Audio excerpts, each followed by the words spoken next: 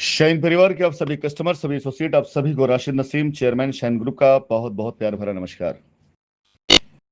साथियों, आज शाम की जो मीटिंग है शाइन परिवार के सभी कस्टमर साथ शाइन के चेयरमैन की आपस की वार्तालाप की,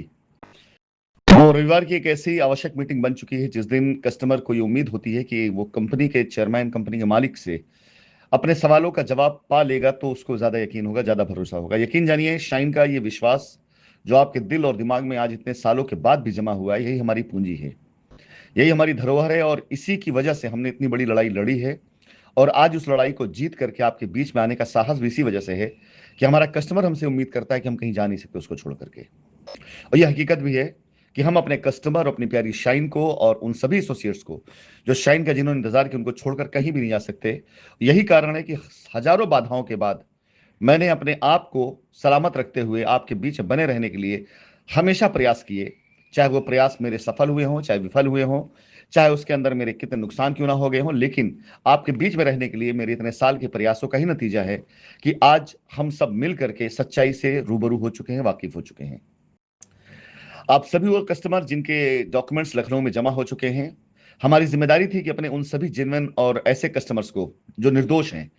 उनके पेपर अपने पास पहुंचाकर उनकी लायबिलिटी को समझ करके उसे जल्द से जल्द खत्म करके बाजार में, एक मार्केट में एक मैसेज दिया जाए कि शाइन ने हमेशा अपने कस्टमर्स के हित के बारे में सोचा। शाइन को रोका गया सिर्फ इसलिए ताकि कुछ लोगों की दुकान चल सके, अन्यथा शाइन अपने कस्टमर के खिलाफ कभी नहीं थी और ना शाइन अपने कस्टमर को नुकसान कर सकती है।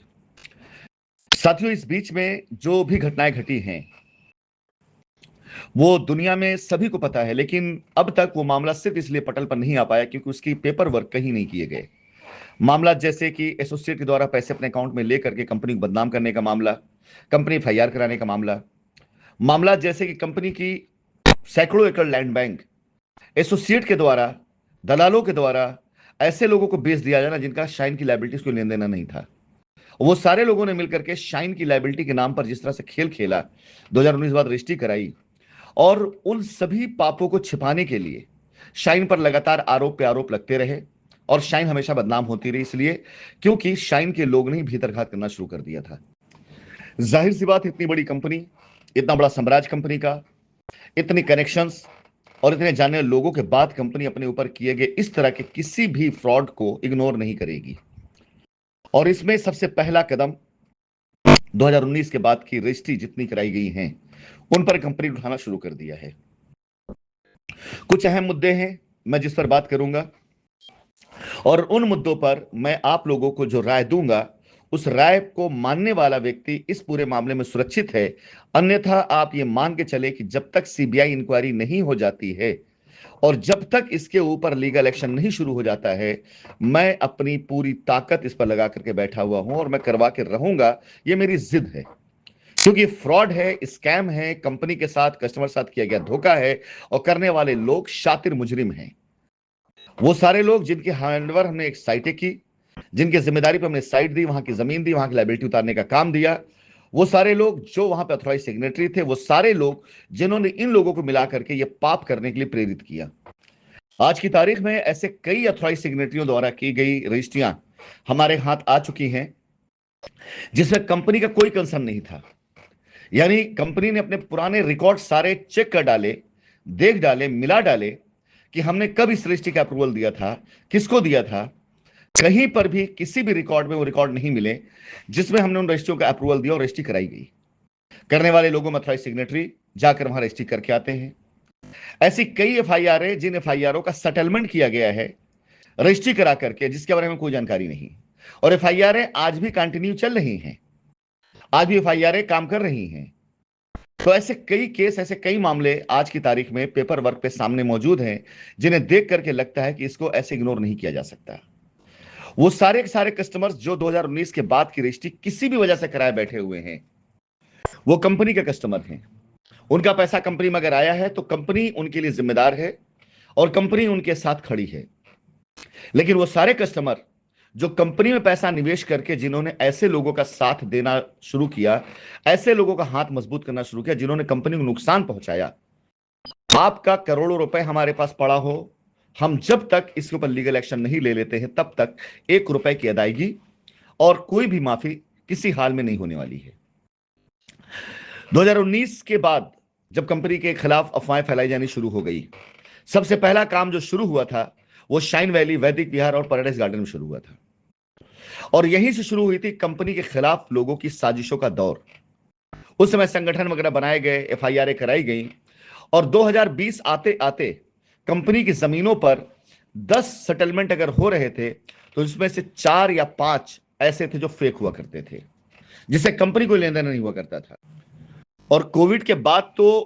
एफआईआर करा करके सेटलमेंट करने की बाढ़ सी आ गई थी।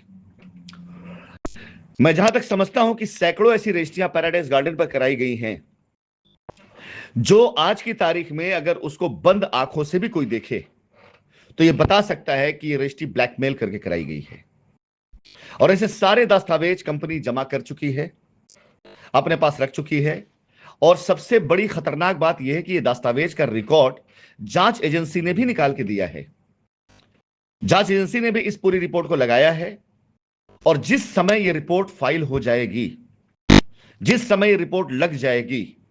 उस समय पर आप यह मान के चलिए कि इस पूरे मामले में संलिप्त कोई भी एसोसिएट, कोई भी कस्टमर, कोई भी दलाल बचेगा नहीं, क्योंकि साक्ष्य उनके पास में है और उन्हीं साक्ष्यों के आधार पर, उन्हीं की रिपोर्ट के आधार पर हम अपनी कार्रवाई कर रहे हैं। इस बात को एक संदेश के तौर पर जिन साइटों का मैंने जिक्र किया है, वहां के अथॉराइज सिग्नेटरी, वहां के रिस्पॉन्सिबल लोग, वहां करवाई गई रजिस्ट्री में शामिल विटनेस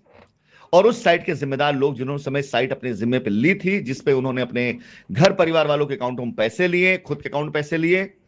वो सब लोग इस बात को जान ले कि आज अगर मेरी कोई भी कोशिश है इस केस में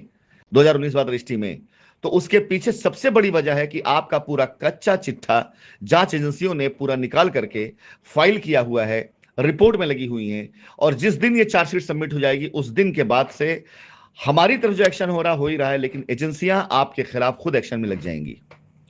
कोई ऐसा बंदा, कोई ऐसा अथॉराइज सिग्नेटरी, कोई ऐसा रिस्पॉन्सिबल पर्सन जो साइट पे था वो बचेगा नहीं, किसी भी तरह के किसी भी एक्सक्यूज से नहीं बचेगा वो। अगर कोई ये कहता है कि इसमें कंपनी की सहमति थी तो वहां पर भी नहीं बचेगा। आप समझाते रहिएगा, वीडियो दिखाते रहिएगा, वॉइस रिकॉर्डिंग समझाते रहिएगा, लेकिन जब आप इस शिकंजे में आ चुके होंगे, जेल के अंदर जाके बैठ चुके होंगे, तो वहां से बैठ जो करते रहिएगा। साल 2 साल 3 साल में अगर आपकी आवाज सुन ली गई तो सुन ली गई, अन्यथा मुझे नहीं लगता है कि इतनी जल्दी आपकी आवाज सुने, क्योंकि शाइन की इस मामले में जब जांच शुरू होगी तो एक स्कैम का खुलासा होगा। और स्कैम का खुलासा जब होता है, उसमें हुई गिरफ्तारियां तब तक जमानत पे नहीं जा पाती हैं जब तक उसकी रिपोर्ट फाइनल नहीं लग जाती, क्योंकि उससे जांच हैम्पर होती है। अगर कंपनी इस मुकदमे को लड़ेगी तो कंपनी सबसे पहले से सारी जमानतों का अपोज करेगी जो इस जांच में रुकावट डाल सकते हैं। यानी इस पूरे मामले में चाहे वो अथॉराइज सिग्नेटरी हो, चाहे वो प्रेसिडेंट हो, चाहे एसोसिएट हो, चाहे कस्टमर हो, अगर किसी पर कोई लीगल एक्शन हो जाता है तो सामने उसके पार्टी कंपनी होगी। इस मुकदमे में कोई भी पैरवी अगर होगी तो कंपनी की तरफ से होगी। और हम वादा करते हैं कि जिनके खिलाफ हम लड़ने मैदान में उतरेंगे उनके साथ अपनी जीत निश्चित करके उतरेंगे। हम हार नाम की चीज मेरे जीवन में बनी नहीं है। आज इस वॉइस रिकॉर्डिंग से उस लड़ाई की, उस यलगार की बाकायदा एक ऐलान है आपके सामने कि वो सारे के सारे लोग जिन्होंने 2019 के बाद से कंपनी को कमजोर समझ लिया था, जिन्होंने ये मान लिया था कि शाइन भाग चुकी है, जिन्होंने हमारी नीयत पर शक किया था, जिन्होंने हमारी हिम्मत पर शक किया, जिन्होंने हमारी सलाहियत पर शक किया था,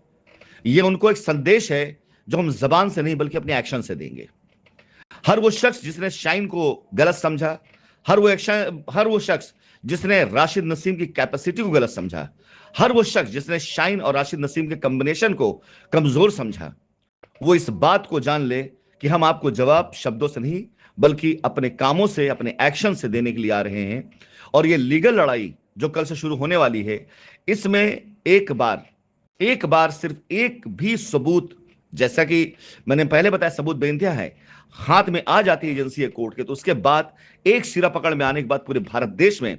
जहां कहीं भी स्कैम हुआ है हर जगह तक इसकी आग पहुंचेगी। तैयार हो जाइए।